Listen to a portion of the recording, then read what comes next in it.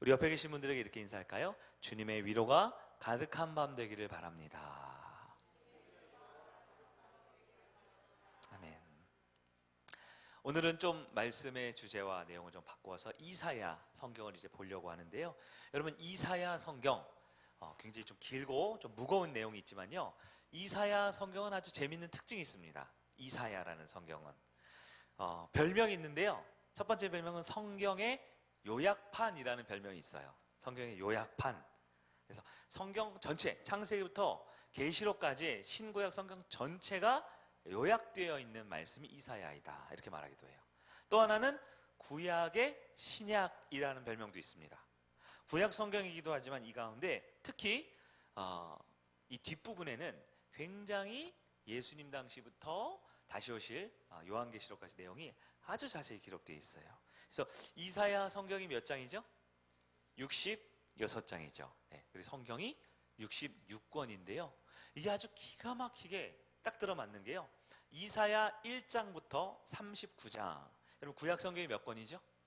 39권이죠.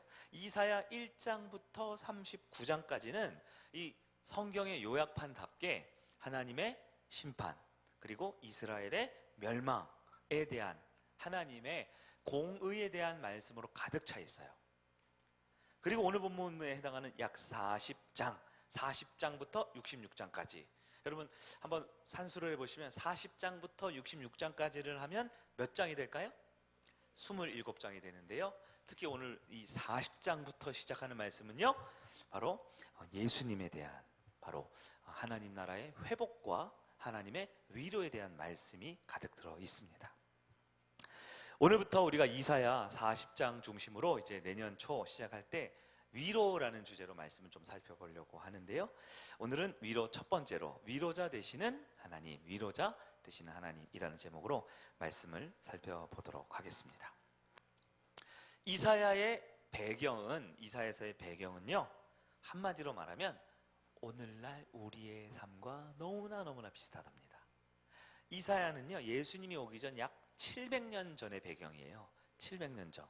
그럼 지금으로부터는 약 2700년 전 이야기겠죠. 근데 이사야의 배경이요, 예수님 당시의 상황과 너무나 똑같아요. 그래서 40장, 즉 신약이 시작되는 27권의 마태복음에 해당하는 이 이사야 40장부터가요, 예수님 당시의 상황에 너무 정확하게 들여다맞습니다. 또한 그것은 오늘날 우리의 상황과도 뗄래뗄 수 없는 아주 밀접한 관계가 있어요. 대표적인 게 뭐냐면 이사야 39장까지의 주요 내용은 바벨론의 포로가 될 것이다, 바벨론의 노예가 될 것이다 라는 이스라엘의 심판에 대한 이야기예요. 예수님 당시에도 예수님께서 외치셨죠. 왜냐하면 그들은 포로 생활을 하고 있었거든요. 정치적으로 로마 제국의 포로인 것뿐만 아니라 그들의 삶에 수많은 우상과 수많은 세속의 포로기였거든요. 그러나 그것은 오늘날도 마찬가지입니다. 오늘 이 시대는 영적인 눈으로 볼 때 한마디로 우리도 포로기를 보내고 있어요. 무엇의 포로일까요? 바로 죄악의 포로입니다. 포로라는 것은 내가 원해서 잡혀있는 게 아니죠. 원해서 끌려가는 게 아니죠. 어쩔 수 없이 나도 모르게 끌려가고 종살이하고 노예처럼 끌려가는 삶이 포로인데요, 이 시대도 마찬가지로 바로 죄악의 포로기입니다. 탐욕의 포로기입니다. 온갖 죄와 허물의 포로기입니다. 무엇보다 예수님 당시에 마찬가지로 이 시대의 가장 대표적인 포로는 무엇이냐? 바로 물질에 대한 포로이죠. 돈의 포로가 된 시대입니다. 죄가 반복되면, 우리 다윗 설교를 얼마 전에 마무리 지었지만, 죄가 반복되면 그것을 중독이라고 표현할 수 있다고 할 수 있어요. 오늘날 많은 사람들이 중독에 빠져 있습니다. 무슨 중독일까요? 언론이나 매스컴에 나오는 무슨 알코올 중독, 무슨 마약 중독, 이런 것도 심각한 중독이지만, 여러분 손에서 휴대폰을 놓지 못하는 SNS 중독, 핸드폰 중독, 인터넷 중독도 중독입니다. 이게 왜 중독이죠? 내가 나 핸드폰 안 봐야지, 나 그냥 인스타그램, 무슨 문자, 카톡, 메시지 안 봐야지 한다고 해서 조절되는 게 나도 모르게 하고 있는 거예요. 나도 모르게 하고 있는 거예요.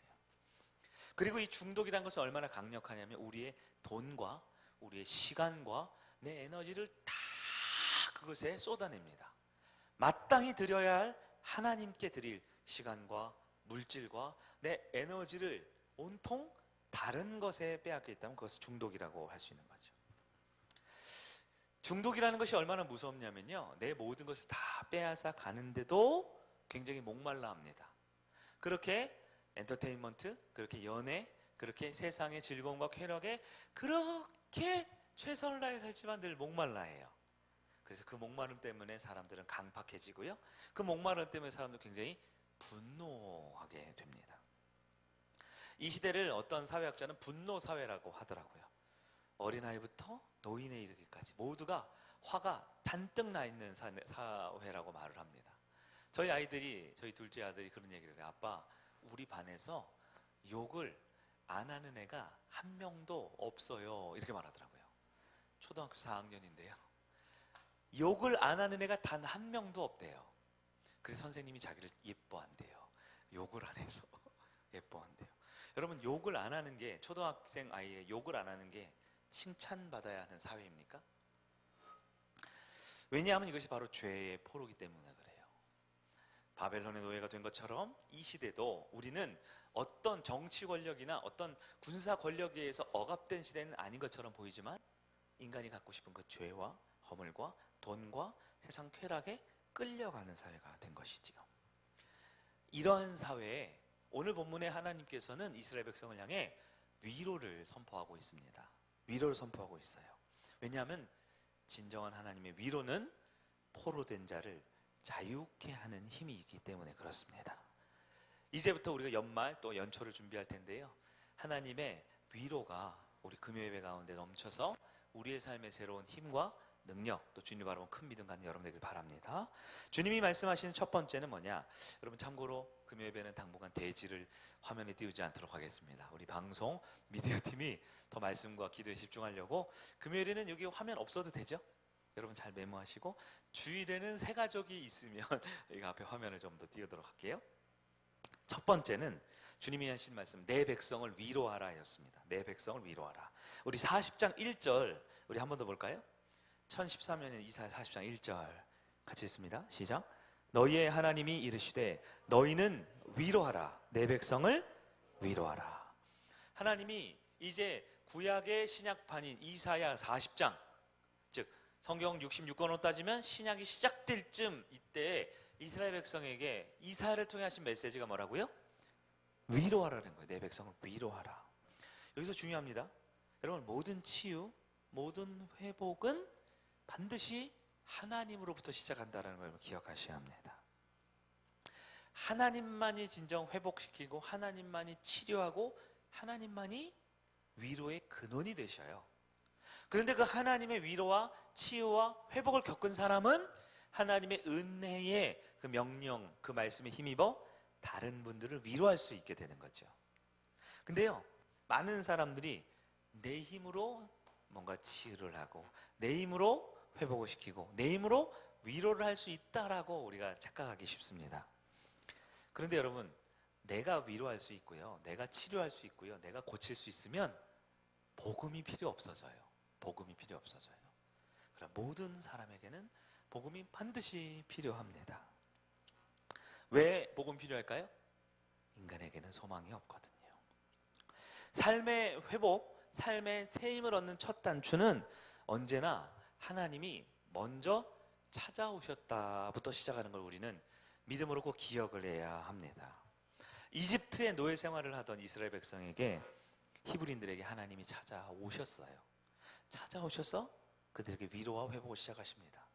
광야에서 80년 가까이 혼자 살던 모세에게 하나님이 찾아오셨어요. 요셉에게도, 다윗에게도, 노아에게도 모든 성경의 사람들은 공통적으로 하나님이 먼저 찾아오셨습니다. 혹시 이스라엘 백성이 하나님을 찾아가거나 이스라엘 백성들이 하나님에 나아갔다? 그런 것은 성경에 없어요. 설령 그들에게 당장 복이 필요하고 돈이 필요하고 능력이 필요하고 힘이 필요해서 하나님 하나님 외칠 수 있지만 그들은 아직 하나님을 받아들일 준비가 되어 있지 않았죠. 언제나 하나님이 먼저 찾아오셨습니다. 왜 하나님이 먼저 찾아오셨을까요? 인간은 하나님을 찾지 않기 때문에 그렇습니다. 인간 스스로 하나님에 나아갈 능력이 없기 때문에 그렇습니다. 로마서 3장 10절 11절 우리 잘 아는 구절이죠. 로마서 3장 10절 11절 기록된 바 의인은 없나니 하나도 없으며 깨닫는 자도 없고 이제 중요하죠. 하나님을 찾는 자도 없다. 지금도 마찬가지예요. 여러분 혹시 여러분이 지금 혹시 하나님을 찾아오셨나요? 하나님을 우리가 찾아왔습니까? 우리는 그렇게 생각할 수 있지만 사실 하나님께서 우리를 찾아오신 겁니다. 하나님이 우리를 부르시고 하나님이 우리에게 말씀하려고 우리를 이곳으로 인도해 주셨다라는 거예요. 죄성을 가진 인간은 하나님을 떠나려고 발버둥을 칩니다. 심지어요 예배 시간에 하나님 부르셔서 이 자리에 왔는데도요 이 자리에 앉아있는 그 10분 20분 찬양 시간, 그 한 30분 40분 말씀 시간, 그 한 2, 30분 하는 기도 시간도 인간의 본성은 끊임없이 독립하려고 그래요.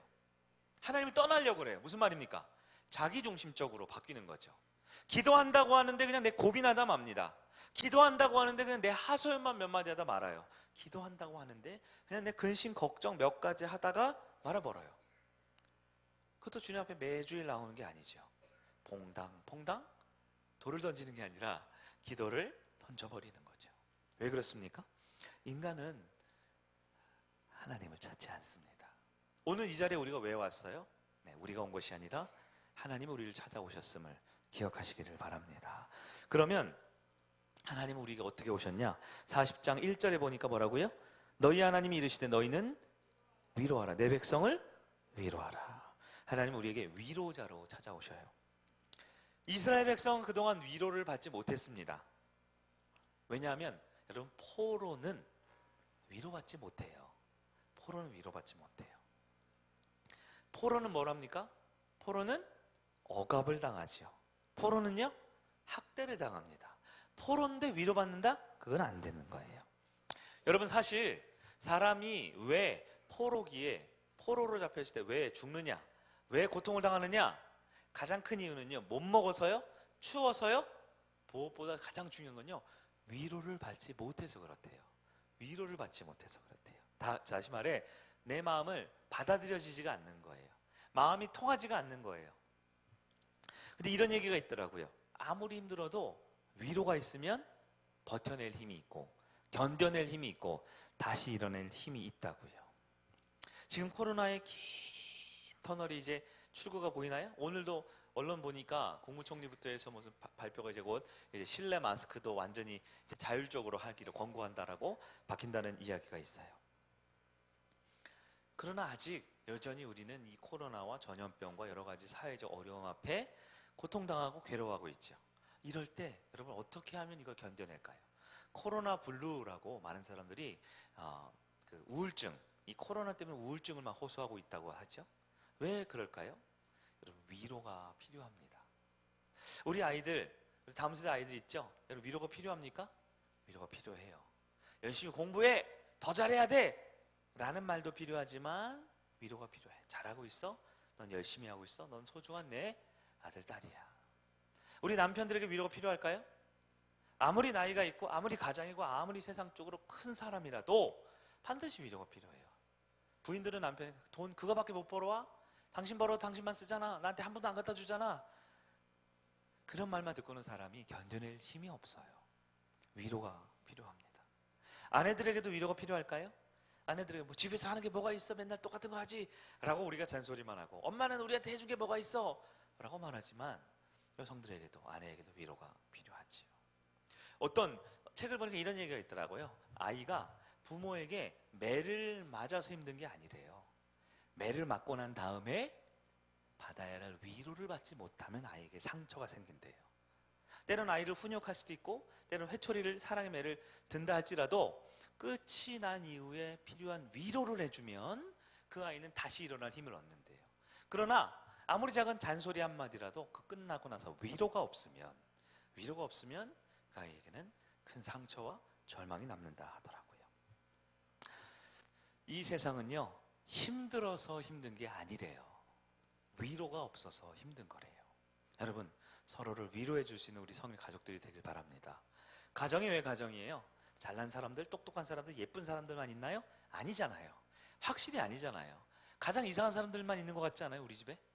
가장 못났고 가장 돈도 못 벌고 가장 성격 이상하고 가장 괴팍한 인간들만 있지 않아요? 왜요? 가족이니까 서로가 위로가 필요하기 때문에 자신의 밑바닥을 보여주는 것이 가족이죠. 가족이 해야 될 것은 더 완벽한 사람이 되라고 권면하거나 충고하거나 그런 뭔가 윤리적 도덕적 기준을 제시하는 게 아니라 위로해 주는 게 가족의 역할입니다. 교회는요. 물론 교회 안에 더 잘해야 되죠. 사역도 잘해야 되고 기도도 잘해야 되고, 그러나 교회의 가장 중요한 목적은 주님의 위로가 있는 곳입니다. 하나님께 위로를 받아야 돼요. 목장은 어떤 것인가요? 위로하기가 너무 좋은 곳 아닙니까? 목장? 때로는 우리가 사역에 지쳐 있을 때, 때로는 다람 쳇바퀴 돌듯 늘 똑같은 예배, 늘 똑같은 교회 생활, 늘 똑같은 일상 가운데 힘들지만, 목장은 뭐예요? 서로의 밑바닥을 보여주고 서로의 상처와 웃음과 눈물이 나눠지는 거 목장 아닙니까? 그곳에서 위로를 못 받으면요, 교회 성장학적으로는 교회를 떠나요. 목사님 설교를 잘한다고 교회에 있는 게 아니고요, 교회 점심밥이 맛있다고 교회에 있는 게 아니고요, 나를 받아줄 수 있는 사람, 내 마음을 위로해 줄 수 있는 사람, 나한테 돈을 주거나 나한테 뭐 엄청나게 멋진 말을 해주는 게 아니라 나를 용납해 줄 수 있는 사람, 그것이 바로 목장의 기능이 아닙니까? 그게 바로 위로해야 하는 교회의 사명이다라는 겁니다. 여러분, 우리 주님께서는 이사야를 통해 말씀합니다. 내 백성을 위로하라. 혹시 저를 쳐다보면서 목사님이 좀 위로해 주시지요? 저도 해야죠. 위로해야죠. 그러나 저는 그저 한 작은 사람일 뿐입니다. 여러분, 서로 위로하는 우리 성일 가족들 되시길 주의 이름으로 축복합니다. 그런데 그럼 위로는 어떻게 하냐? 두 번째는요, 진정한 위로의 근원은 하나님께로부터 나온다는 걸 기억하셔야 합니다. 우리는 위로하라고 부름받았고요, 서로 위로하라고 권면하지만 그 위로의 근원이 하나님께 있음을 기억하셔야 돼요. 위로가 없는 사회의 특징이라는 제가 주제에 어떤 작은 글을 읽었어요. 위로가 없는 사회가 특징이 있대요. 어떤 특징이 있냐? 엔터테인먼트가 엄청 발달한대요. 위로가 없는 사회는 굉장히 예능, 그런 쾌락, 즐거움, 방송, 연애, 아주 즐거운 일들이 굉장히 판을 친대요. 왜요? 잠시나마 웃음을 통해, 잠시나마 어떤 쾌락적인 그런 짧은 기쁨을 통해 고통을 잊어내려고요. 여러분, 진짜 고통을 잊어내는 건 술을 막 퍼마시고 여행을 다니고 진짜 내 맘 알아주는 친구랑 밤새 고스톱을 친다고 위로받는 게 아니에요. 잠깐 있는 거죠. 여러분, 위로받는 감정하고 내가 쾌락이 있어서 기쁨이 잠깐 그냥 고통을 잊어버리는 거하고 잘 영적으로 분간을 하셔야 돼요. 마약이 뭡니까? 몸에 좋아요, 안 좋아요? 근데 마약을 먹거나 주사를 맞거나 영화 같은 데 봐서 그런 게 하면 어떻게 사람이 고통을 잊어버린다 그러죠. 근데 여러분, 그 고통을 잊어버린 게 끝나면 어떻게 되는지 다 아시죠? 중독이 돼서 더 큰 고통과 더 큰 쾌락과 더 뭔가를 원하죠. 모든 중독은 다 마찬가지입니다. 우리 한 3년 전에 했던 얘기잖아요. 우리 다음 세대 아이들 맨날 핸드폰 보고 게임하고 했던 애들 고쳐졌어요? 고쳐진 애들은 바뀌었겠죠. 안 고쳐진 아이들은 지금 이 시간도 그거 하고 있어요. 왜요? 왜 그거 하고 있어요? 공부를 안 하는 게 문제가 아니고요, 뭔가에 중독돼서 그 짧은 쾌락과 즐거움과 기쁨에 내 이 고통스러운 삶을 위로받으려고 거짓 위로의 마음이 빼앗겨 버렸던 것이지요. 그래, 여러분, 참된 위로는 어디서 나올까요? 하나님께로 나온다고 여러분 믿으셔야 합니다. 하나님은 진심으로 위로하는 분이시거든요. 성경을 볼까요? 여러분, 성령 하나님의 또 다른 이름이 있습니다. 성령 하나님의 또 다른 이름이 뭐예요? 보혜사죠. 헬라어로 파라클레이토스. 이거는 위로자라는 뜻입니다. 하나님은 우리를 위로하기 위해 영이신 성령을 우리에게 보내주셨어요. 책망하고 다스리고 바른 길로 인도하는 것도 있지만 파라클레이토스, 옆에서 우리를 위해서 기도하고 중보하고 말해주는 사람이라는 뜻이에요. 우리를 위로해주는 조언자입니다. 히브리서 7장 25절에 예수님이 이렇게 말합니다. 그러므로 자기를 힘입어 하나님께 나아가는 자들을 온전히 구원하실 수 있으니 이는 그가 항상 살아계셔서 그들을 위하여 간구하심이라. 아멘. 예수님은 대제사장으로 하나님의 자녀들을 위해 친히 지금도 간구하고 기도하고 그들을 위로하고 있는 하나님이십니다. 마태복음 11장 28절 우리 좋아하는 구절이죠. 수고하고 무거운 짐진 자들아 다 내게로 오라 내가 너희를 쉬게 하리라. 수고한 게 뭐예요? 무거운 짐진 게 뭐예요? 세상의 고통이죠. 주님 앞에 나와서 다 내려놓고 쉬게 하는 것, 우리의 위로자 되시는 우리 주님이십니다. 구약의 선지자들은 하나같이 심판을 외쳤죠. 모든 말씀의 결론이 뭡니까? 하나님이 다시 회복시키신다라는 거예요. 성경은 일관되게 하나님은 위로자로 우리에게 찾아오신다고 말씀합니다. 요한복음 4장에 그 사마리아 우물가의 여인이죠. 우리가 자주 찬양도 부르죠. 우물가의 여인이 어떻게 합니까?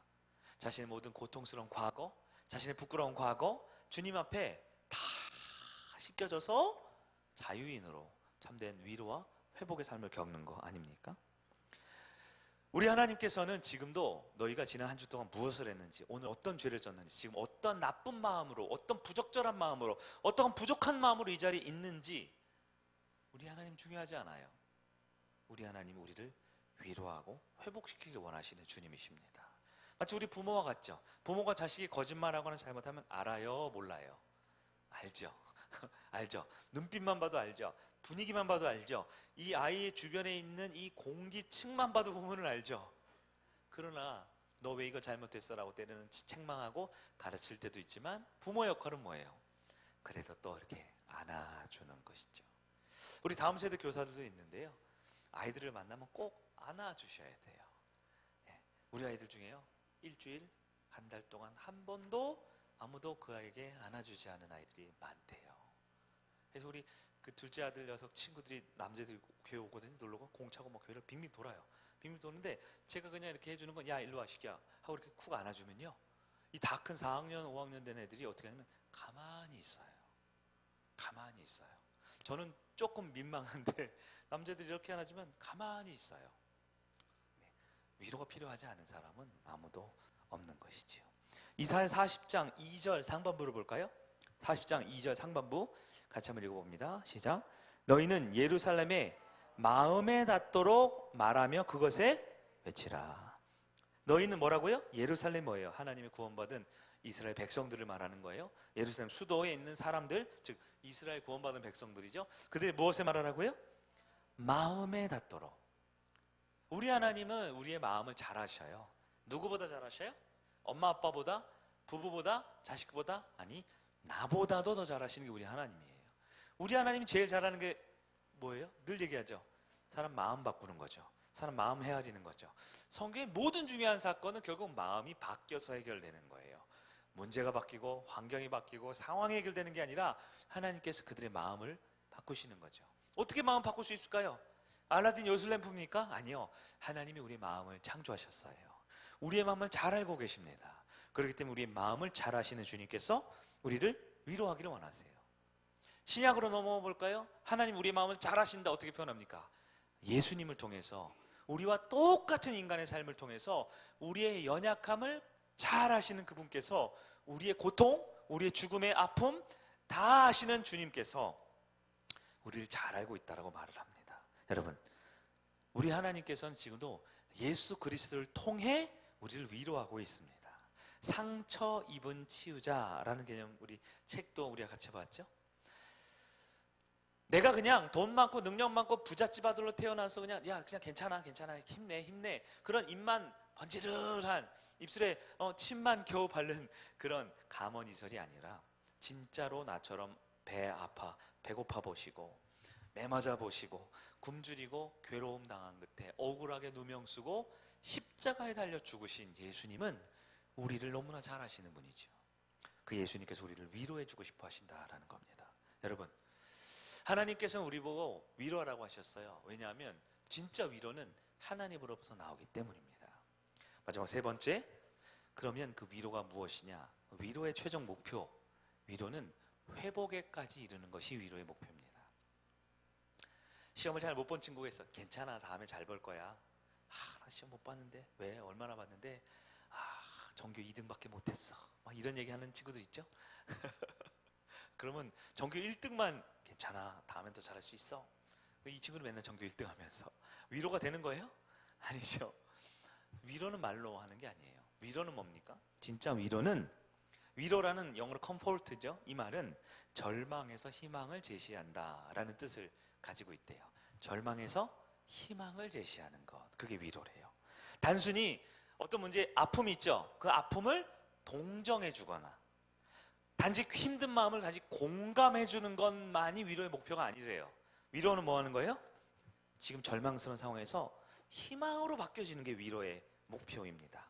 다시 말해, 어떤 병든 사람이 있죠. 병든 사람 너무 몸이 아파해요. 너무 힘들어요. 그럴 때 진통제를 줍니다. 마약 성분은 안 아픈 약을 줘요. 그럼 어때요? 아픔이 조금 줄어들죠. 아픔이 줄어들거나 안 아파졌어요. 그게 위로일까요? 그건 위로가 아니래요. 위로는 뭐예요? 이 사람이 건강해지는 게 위로죠. 회복되는 게 진짜 위로의 목표입니다. 그냥 병든 사람, 아유 괜찮아, 안 아플 거야, 안 아프다 그래, 안 아프다고 생각해, 마음을 바꿔. 그건 그냥 동정이고 공감이고 그냥 그 사람과 같이 우는 거죠. 근데 진짜 위로는요, 회복에까지 가야 된다라는 거예요. 회복에까지. 우울증에 걸린 사람이 있습니다. 이 약을 먹어요. 그럼 우울증이 좀 가라앉고 숨이 쉬어지고 조금 편안해지죠. 그게 위로인가요? 아니에요. 이 사람에게 진짜 기쁨과 진짜 만족과 진짜 행복한 삶을 살게 해주는 것, 그것이 위로의 목표인 회복이지요. 이것을 우리가 신학적으로 다시 보면 하나님께서 우리를 원래 지으신 상태, 즉 하나님의 형상대로 사는 게 우리가 위로하는 목표입니다. 그냥 말로만 그냥 밥 한 끼 사주는 거, 같이 한번 울어주는 거, 공감이나 동정에 멈추는 게 아닙니다. 진짜 이 사람이 하나님의 사람으로 온전하게 되는 거, 더 나아가 이 사람의 삶의 의미와 목표를 발견하게 하고 하나님이 주신 사명과 은사대로 기쁨과 만족으로 살게 하는 것, 이게 우리 위로의 목표라는 거죠. 구약 성경 보면 이스라엘 백성이 꼭 좌절과 절망할 때 부르짖는 기도 제목들이 있습니다. 보통 두 가지예요. 첫째, 하나님이 우리를 잊어버리신 것은 아닌가, 내가 하나님께 잊혀진 건 아닌가, 이게 이스라엘 백성들의 가장 큰 고통이에요. 두 번째, 하나님이 결국 우리를 완전히 버리신 건 아닌가, 버리신 건 아닌가. 긴 포로기를 보내고 있어요. 바벨론 포로기 때 이사야 39장까지 얘기해요. 긴 바벨론의 포로기, 왕이 여러 번 바뀌고 바벨론 제국에서 페르시아 제국에서 여러 왕국이 제국이 바뀌면서 여전히 이스라엘 백성들 포로기예요. 그럴 때 이스라엘 백성들은 우리가 하나님께 잊혀진 건 아닌가, 우리가 하나님께 버려진 건 아닌가, 늘 이거를 생각할 때 이걸 이스라엘 사람들은 저주라고 생각하거든요. 사실 우리도 그러죠. 돈이 있고 없고가 아니고요, 맛있는 걸 먹고 안 먹고가 아니라 내가 누군가에게 용납되지 않고 자꾸 거절당하고 거부당하고 위로받지 못하면 사람이 강팍해지잖아요. 그럴 때 하나님께서 이스라엘 백성들을 뭐라 그럴까요? 이사야를 통해 오늘 주신 말씀은 하나님이 그겁니다. 나는 너희를 버리지 않는다. 나는 너희의 하나님이고 너희는 내 백성이 될 것이다 라고 말씀하셨어요. 여러분, 우리가 2022년 한 해를 이제 갈무리하고 있죠. 이제 한 주 남았잖아요. 여러분 꼭 기억해야 될 게 이거라고 저는 생각이 들어요. 많은 성경 상식과 사역의 기술과 여러 가지 좋은 영적 교훈들도 있지만 여러분 절대 잊어서는 안 되는 게 그겁니다. 혹시 내가 하나님께 버림받은 건 아닌가? 하나님께 잊혀진 건 아닌가? 우리 교회 공동체 내가 중요하지 않은 사람 아닌가? 난 더 이상 사람들에게 필요 없는, 쓸모없는 사람은 아닌가? 그럴 때 우리 주님이 말씀하시죠. 아니다, 아니다, 아니다. 너희는 내 백성이고 나는 너희의 하나님이다 라고 말씀하고 있다라는 거예요. 우리 하나님께서는 우리를 결코 버리지 않습니다. 혹시 여러분에게 어떤 고난의 문제, 또한 높은 산더미 같은 숙제들이 우리 앞에 있나요? 며칠이고 몇 달이고 몇 년이고 씨름해 왔지만 해결되지 않는 인생의 큰 수수께끼 같은 어려운 문제들이 여전히 있고 해가 넘어가도 여전히 있을 것 같은 문제와 어려움이 있나요? 그러나 우리 하나님 앞에 돌아오십시오. 하나님 말합니다. 나는 너희를 버리지 않는다. 너희는 내 백성이고 나는 너희의 하나님이다 라고 말씀하고 있다라는 거예요. 여러분 이사야 40장 2절 후반부 볼까요? 그 노역에, 거기서부터 시작. 그 노역의 때가 끝났고 그 죄악이 사함을 받았느니라. 자, 거기까지요. 그 노역의 때가 끝났고 죄악이 사함을 받았대요. 노역이 뭘까요? 바로 죄의 노예. 돈의 포로, 세상 쾌락과 세상 것들에 대해 끌려가는 삶이 이제 끝난대요. 그리고 우리의 죄가 용서를 받는데요. 이어서 볼까요? 시작. 그의 모든 죄로 말미암아 여호와의 손에서 벌을 배나 받았느니라 할지니라 하시니라. 벌을 배나 받았느니라 할지니라 하시니라. 이게 개역성이 좀 어렵죠. 무슨 얘기냐면 이미 벌을 받았다라고 선포하는 거예요. 이게 뭐예요? 이게 바로 복음입니다. 우리 예수님께서 이사야 예수님 오기 700년 전, 지금으로 2700년 전인데요, 이미 우리의 모든 죄악의 포로기가 끝났고 우리의 모든 죄가 용서받았고 우리의 벌을 어떻게 했어요? 이미 다 받으셨다라고 말해요. 바로 예수님의 복음을 말하는 것이죠. 우리 예수님께서 이미 우리의 구원을 성취하시고 죄값을 치러내시고 형벌을 받으시고 우리를 죄의 오염으로부터 건져내고 있는 은혜와 축복의 삶이 우리에게 주어졌습니다. 우리는 무엇을 합니까? 그것을 받아들이는 거예요. 여러분, 위로는 예수를 받아들이는 것이 시작됩니다. 예수님과 연결되지 않고 하나님의 자녀라는 확신이 없이 그냥 교회 와서 좋은 말씀 몇 마디 듣는다고 위로받는 게 아니고요, 교회 와서 좋은 사람, 착한 사람, 훌륭한 사람들 곁에 좋은 얘기, 좋은 영향을 받는다고 위로받는 게 아니에요. 위로는 하나님으로부터 오는 은혜이기 때문에 그렇습니다. 말씀을 정리해 보도록 하겠습니다. 여러분, 진정한 위로는 예수 그리스도 안에 있습니다. 이번 주 우리가 요한일서 읽었죠. 요한일서, 그리스도 안에 거하라, 그리스도 안에 속하라 라는 말씀이 계속 나오지 않습니까? 뭐예요? 우리 기독교는요, 복음의 종교입니다. 율법의 종교가 아니고요. 다시 말해, 복음은 주님을 위해서 뭔가를 하는 거예요? 아니죠. 주님을 위해서 내가 뭔가 해야만 하는 것, 혹은 뭔가를 안 해야만 하는 것 아니죠. 영어로 하면 죄송하지만 do it 아니에요. 뭔가를 해야 되는 게 아니에요. 네? do not, 뭔가를 안 해야 되는 거 아닙니다. 기독교는 done의 종교예요. done 뭐예요? 이미 이루어졌어요. 이미 예수님 때 이루어진 게 아니고요, 십자가의 복음의 그 구원의 은혜의 사건은 이미 이사야서 예수님 오기 700년 전에 이미 그 벌을 배나다 받았다 완료형으로 표현하고 있습니다. 우리가 해야 될 건 뭘까요? 그래서 주님을 뭔가 해야 되거나 주님을 위해서 나쁜 걸 하지 말아야 되는 게 아닙니다. 우리는 이미 우리를 위해 죄를 용서하시고 우리의 죄를 형벌을 다 갚으시고 우리의 죄값을 다 치르시고 우리를 자녀 삼아주시고 우리를 구원해 주신 하나님, 내가 잘했든 못했든 올해 안에 성공했든 실패했든 계획하던 것이 됐든 안 됐든 나는 너를 버리지 않는다. 나는 너의 하나님이고 너는 내 자녀다 라고 말하는 주님의 그 은혜를 받아들이고 주님 안에 사는 것.